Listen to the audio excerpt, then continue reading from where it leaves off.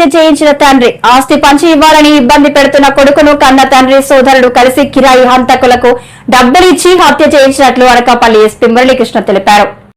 మనకి మాడుగుల పోలీస్ స్టేషన్కి పరిధిలో నివసిస్తున్నటువంటి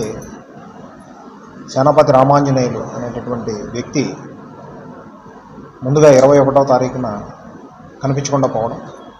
దాని మీద మనం 23వ తారీఖున ఒక మిస్సింగ్ కేసు రిజిస్టర్ చేయడం అనేటువంటిది జరిగింది. తర్వాత ఆచూకీ కోసం ప్రయత్నించే క్రమంలో ఒక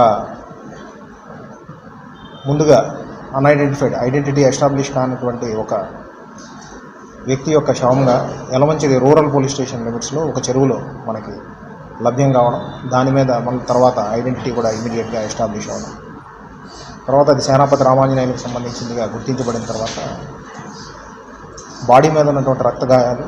అలాగే డాక్టర్ గారి ఒపీనియన్ మీద, పోస్ట్ మార్టం జరిపినటువంటి డాక్టర్ గారి ఒపీనియన్ మీద ఇది ఒక హత్యగా గుర్తించిన తర్వాత ఇమీడియట్గా మనం ఒక 5 టీమ్స్ని జిల్లా వ్యాప్తంగా ఉన్నటువంటి అప్పటికి ప్రాథమికంగా లభించినటువంటి ఆధారాల మీద ఒక 5 టీమ్స్ని ఫామ్ చేసి ఎవరితో అతను లాస్ట్గా కలిశాడు, ఎవరితో మీట్ అయ్యాడు, సో ఎక్కడెక్కడ తిరిగి ఉన్నాడు అనేటటువంటిది సాంకేతికమైనటువంటి ఆధారాలతో కూడా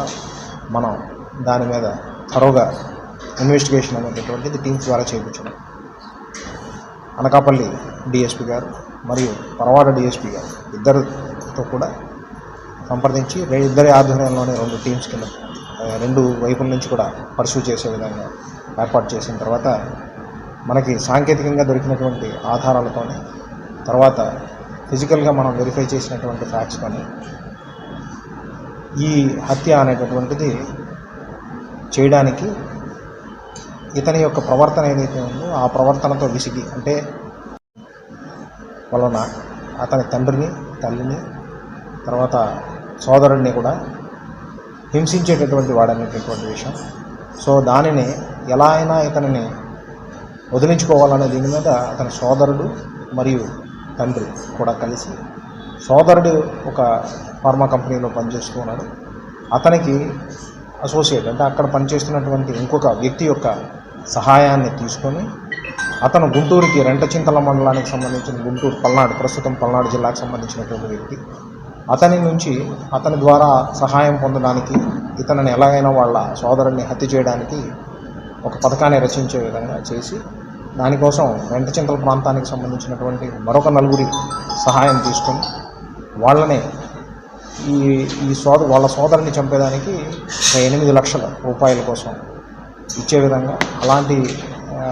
పథకాన్ని రచించి దాన్ని ప్లాన్ చేసుకున్నారు. దానికి సంబంధించి ఇన్వెస్టిగేషన్లో ప్రాథమికమైనటువంటి ఆధారాలను బేస్ చేసుకొని మనం వెరిఫై చేసినప్పుడు ఎవరైతే డిసీజ్డ్ అంటే ఇప్పుడు చనిపోయిన